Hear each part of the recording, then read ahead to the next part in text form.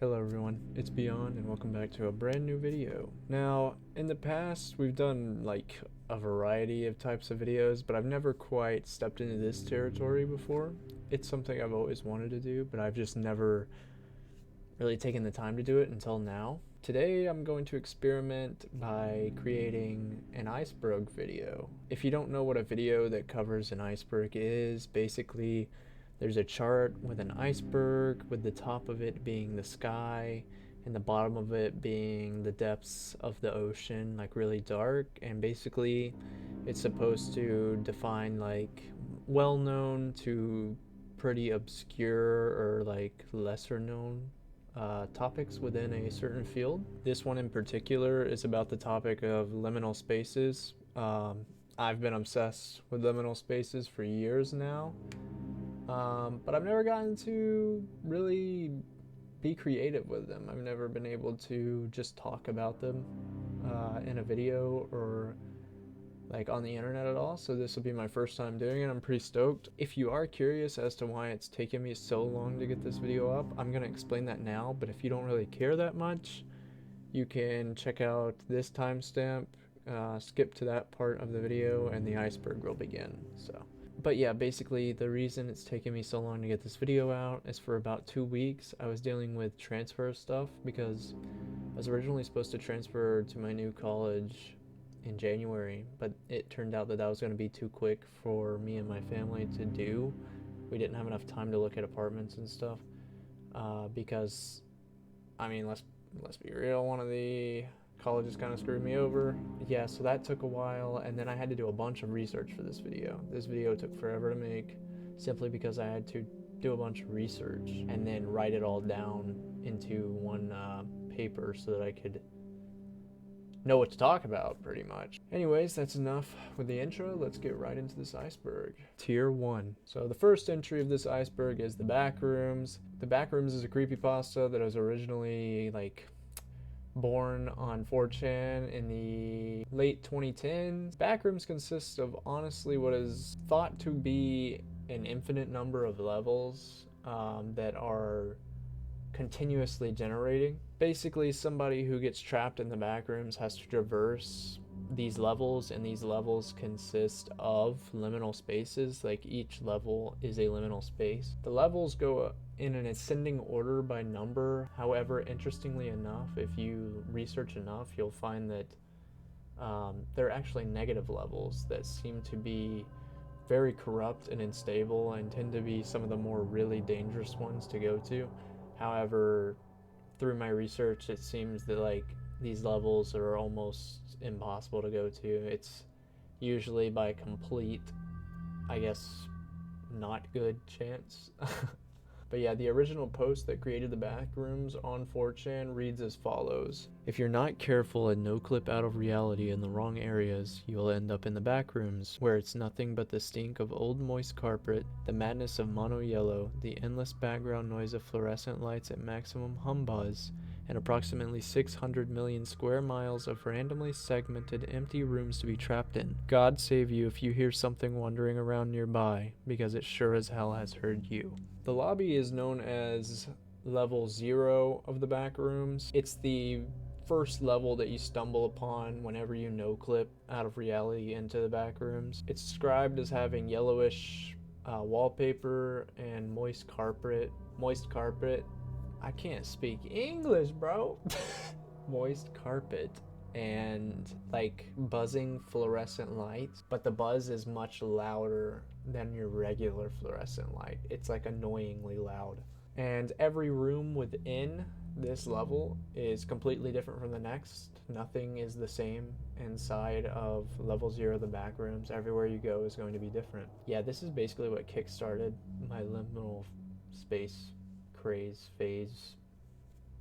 I loved it though, so let's get to the next entry. Super Mario 64 was a game released for the Nintendo 64 in the year 1996. I believe this entry is referring to many sceneries within the game that give off that liminal feeling and nostalgic vibes that many liminal spaces give. As this game is fondly looked back on by fans of the Mario franchise as being one of the best, And you know, a lot of people that view it like that were kids when they played it, so you get that childhood nostalgia mixed with empty spaces in the game that just feel, one, nostalgic, and two, very familiar and liminal, and boom, there you go, you have your liminal space. Liminal space compilations is just referring to the many videos online that kind of compile a bunch of liminal spaces into one video and put like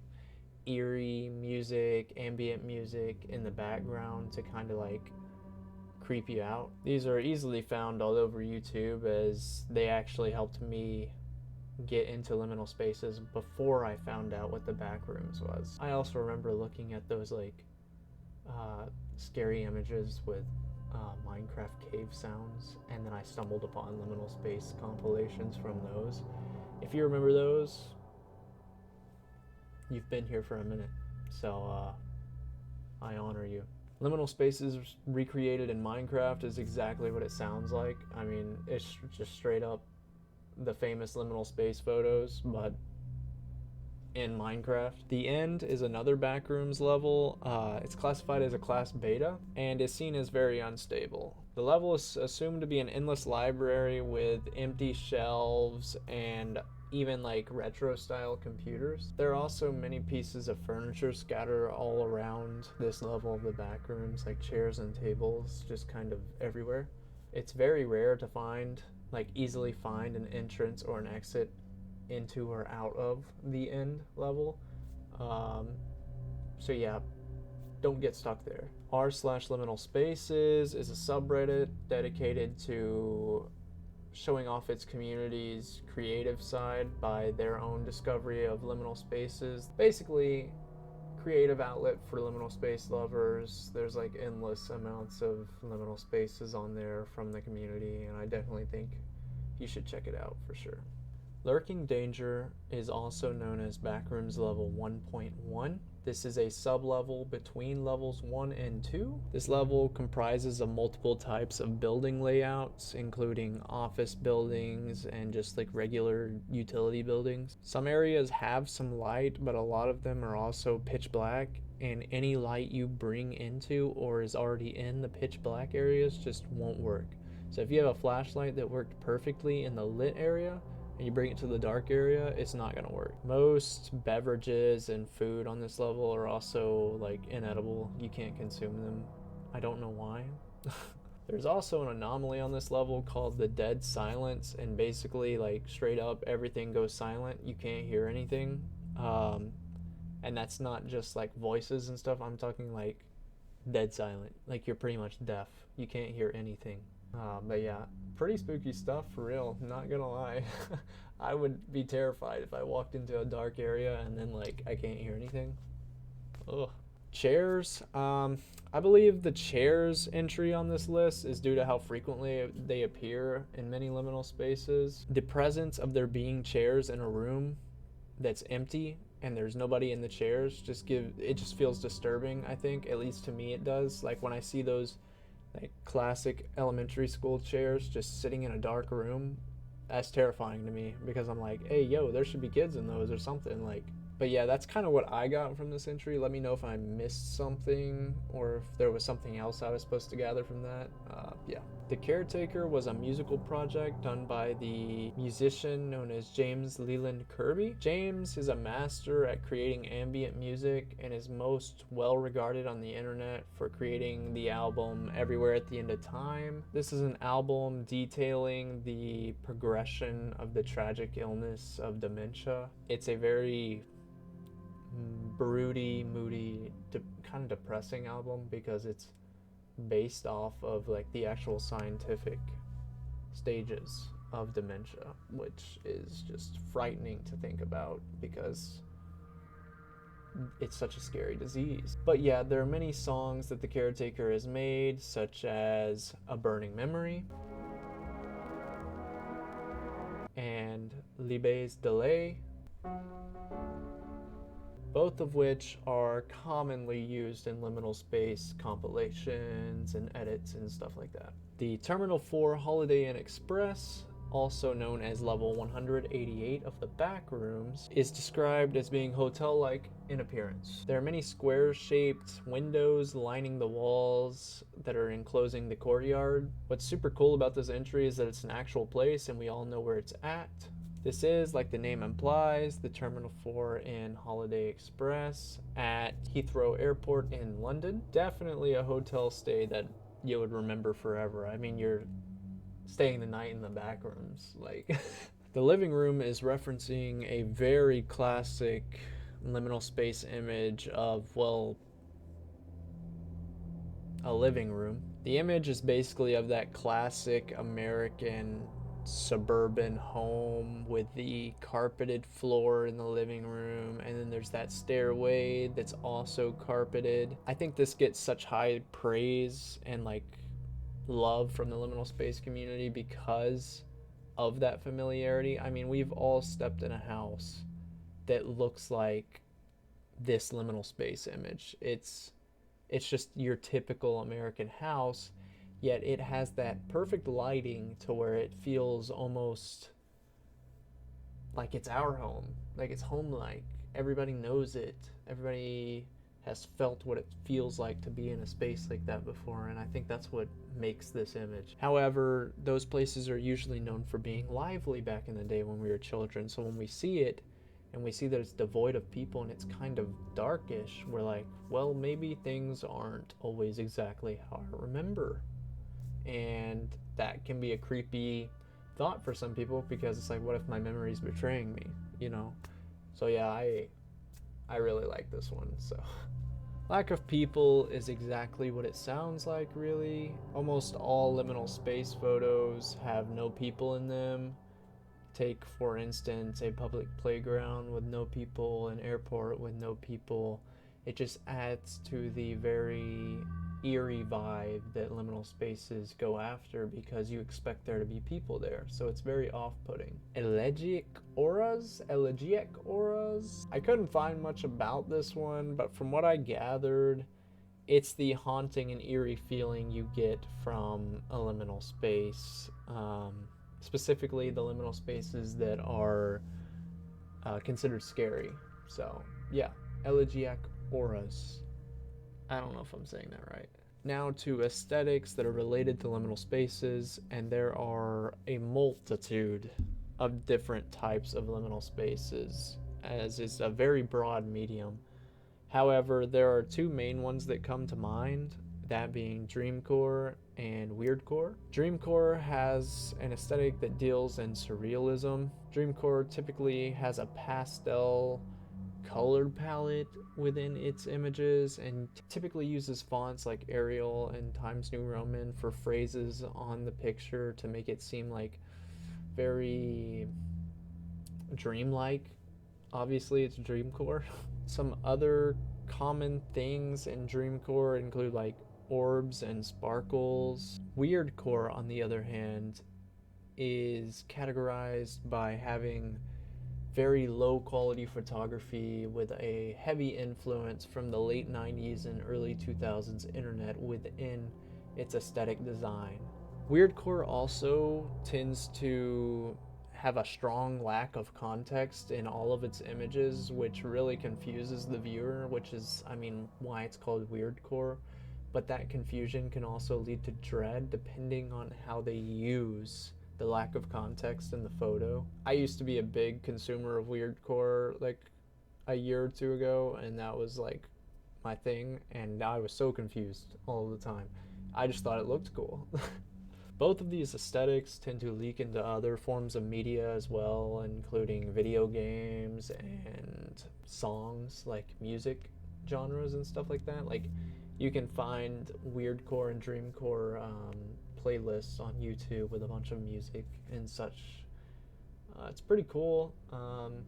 Yeah. Anemoia is a unique form of nostalgia where you desire to visit a time period or a place that you've never been to that you feel like you need to go to because you're nostalgic for it. So for instance, someone feeling nostalgic about an old black and white photo from, I don't know, the 1930s or something, and they're like, oh, I'm nostalgic about that, but it's something that they've never experienced.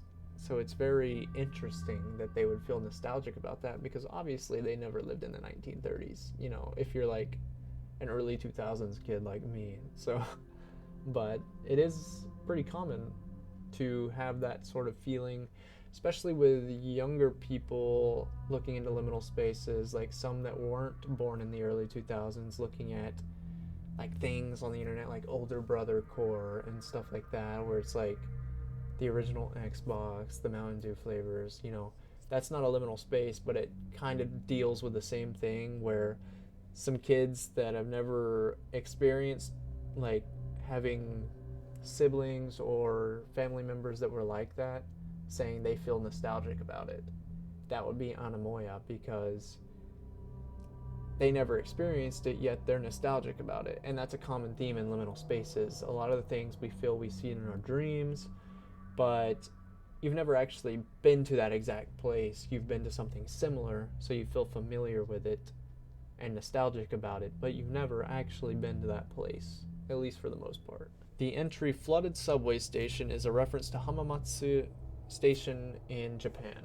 There's a specific image of the station where a strong flood struck the station and, well, you know, flooded it. For some reason, it really resonated with people as being nostalgic, almost dreamlike. It is a pretty eerie photo to me, because there's obviously a lack of people in it, and water doesn't typically sit in a subway station, yet there's water all over the floor because it's flooded. And typically when you think of a flood, you think of it as being really dirty water, yet the water that flooded this station in Japan was perfectly clear. So it's almost like an eerily perfect imperfection, if that makes sense, which is something that just disturbs me, I guess, because it reminds me of like a utopian thing where it's like it looks perfect, but in reality it's not. I think it captures all the necessary vibes for a liminal space, and I think it's actually what began the craze behind the pool rooms, in my opinion, because the pool rooms soon followed, where it's those very white ceramic tiles with the water that's perfectly clear coating the floor, and you're just endlessly walking around in it. And I think definitely this had some influence into that. The Sanatorium Ingol is actually located in Ukraine and is one of the most popular liminal space photos of all time. The image correlated with this name is basically like this pool-like structure, and it has these fountains. I think there's like 3 or 4 fountains that come down off the wall and shoot water into the spa-like pool thing. The photo has a very like lo-fi old camera feel to it, and I think that really adds to the creepiness of this one. This is also technically a level in the back rooms known as level 130, and this level has so many intricate details about it that I couldn't possibly just cover it here, because it has specific entities, specific entrances and exits. It has very specific rules attached to it, and I just wouldn't be able to cover it all in this. I could make a video detailing that about itself, and if you guys want that, just let me know. Washington Square Mall is located in Evansville, Indiana. The mall is home to a very famous liminal space photo that is this one right here. This one hits hard for me because I grew up loving mall settings. I always loved going to the mall. Tier 2. The Overlook Hotel is actually the hotel from the famous horror movie The Shining. I hope I pronounced this right, so bear with me here. It was heavily inspired by the Awahni Hotel located in Yosemite in California. Watchers of The Shining noticed that many of the scenes that take place in the Overlook Hotel happen to be liminal spaces. These scenes contain that very retro look that a lot of hotels had at the time, and that have been lost to time actually, as hotels have continued to modernize and do the very minimalist look Abandoned buildings as an entry is very self-explanatory. Many liminal spaces have to do with abandoning buildings as they are lost to time and devoid of people, which just creates the perfect vibes for a liminal space. Growing up on the internet, it was entirely common to get ricked rolled, and if you don't know what that is, where have you been, really?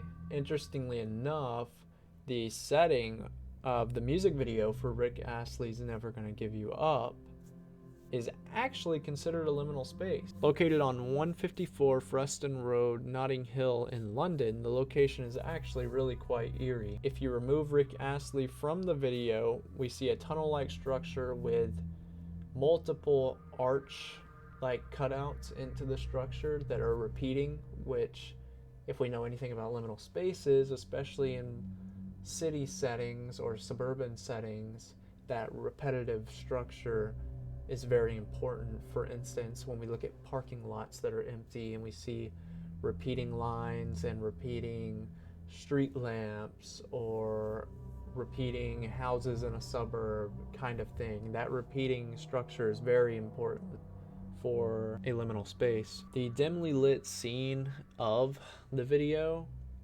when you take Rick out, is also very almost alienating. It feels very isolated and creepy for sure. Rick gave up and flew to the back rooms, dude. I don't know what to tell you. Toys R Us locations have always been prime spots for liminal space photography. They were always very beloved by people, even back when they were open. But nowadays, of course, the company went bankrupt, I believe, and most, obviously not all, I think they're starting to open a few stores back up, but most of the locations were completely and permanently closed. You know, a once thriving store full of, you know, things like Christmas shoppers and excited, happy children are now lost to the inescapable passage of time, really. Toys R Us liminal space photos have always been some of my favorite because I used to absolutely love Toys R Us.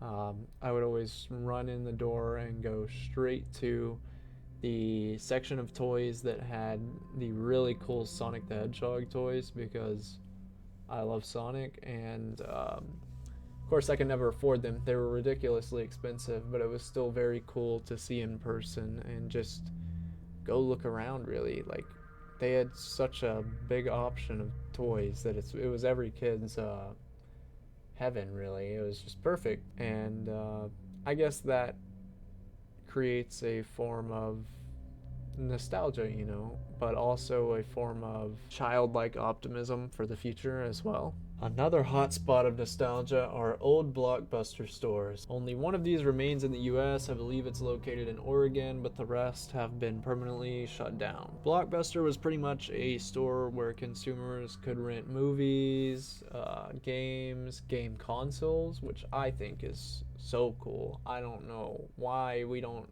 well, I know why we don't have it anymore, but I don't know why that wasn't a continued thing for other rental stores, because that was sick. Like, imagine just being able to go up and be like, hey, I want a Sega Genesis. I want to take it home for the weekend. That's so cool. Anyway, the store was a massive hit in the 90s and 2000s until it filed for bankruptcy in 2010. There's just kind of something off-putting, I guess, about old rental places and liminal spaces and those, because I can, like most people, remember exactly what it smells like, what it sounds like. It's just a very memorable place. Mainly because it was good memories, you know, you'd go there after having dinner on a Friday night or something. Your mom's like, hey, you can rent a game and we're gonna rent a movie to watch and you can play your game after you watch the movie or whatever. And it's just a good time.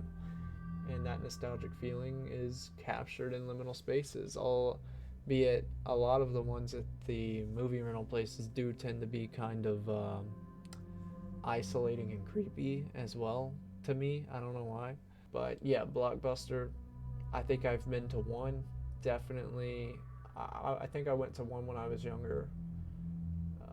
Definitely an awesome hotspot for liminal space photos, for sure. Pipe Dreams is level 2 of the back rooms.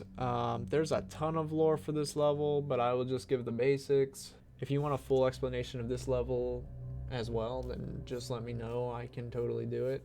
There's just too much for this video in particular. Basically, level 2 is a bunch of interconnected like tunnels that tend to have pipes on the walls that just go forever pretty much. Something interesting I found in my research is the source of many of the illnesses within the back rooms typically originate in level 2 due to its lack of like clean resources, I guess you would say. And there are many entities including like hounds and skin stealers on this level as well.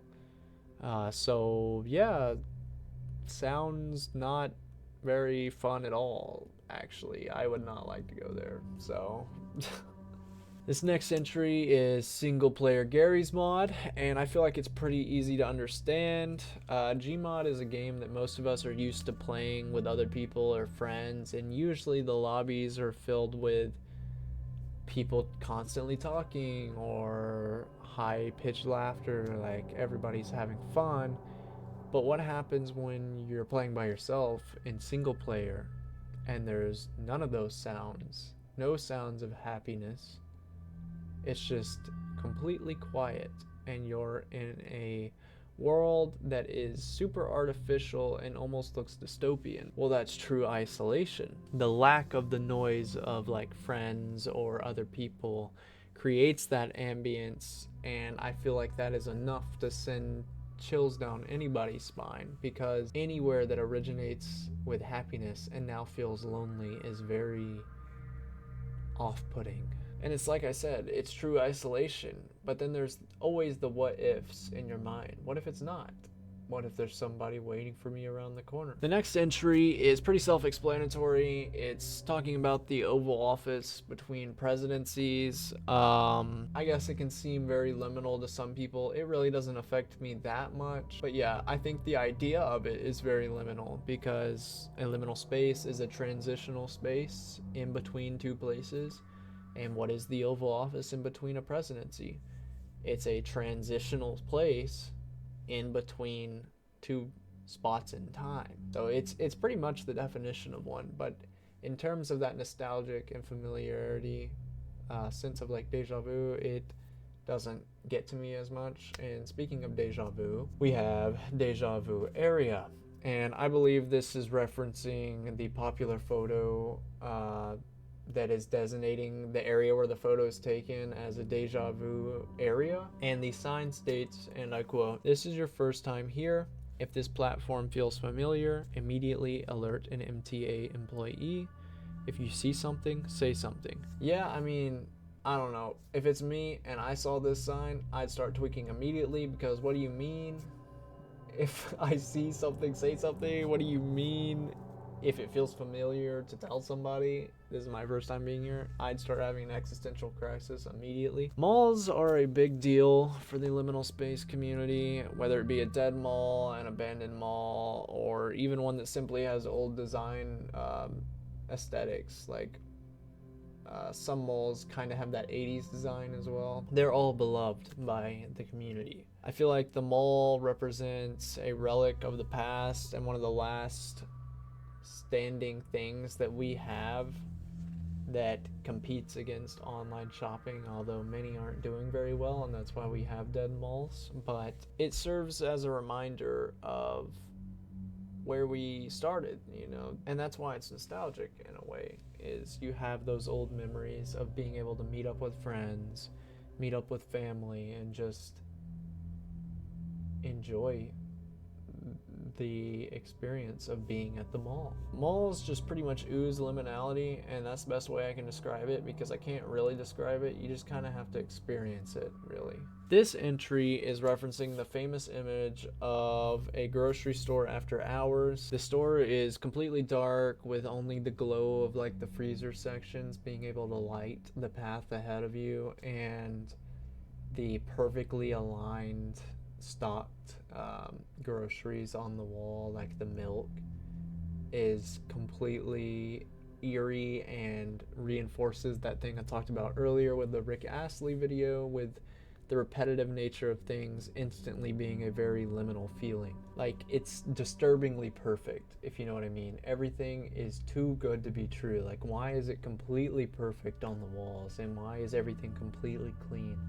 You know, and that's what this photo is, and it's creepy. It's almost as if time stops. You know, I feel like many people have had the idea of being enclosed in a store after hours and just seeing what the experience is like. It's also been represented in media throughout the years. Like, I remember, I believe it was Toy Story who had the, maybe it wasn't Toy Story, but there was definitely a movie where they were in a toy store at night and they like ran around and stuff, and I always thought that was cool. So for fears related to liminal spaces, there's only one that really comes to mind, and one that was very common in my research, and that is autophobia. Autophobia is the fear of being completely alone or in isolation.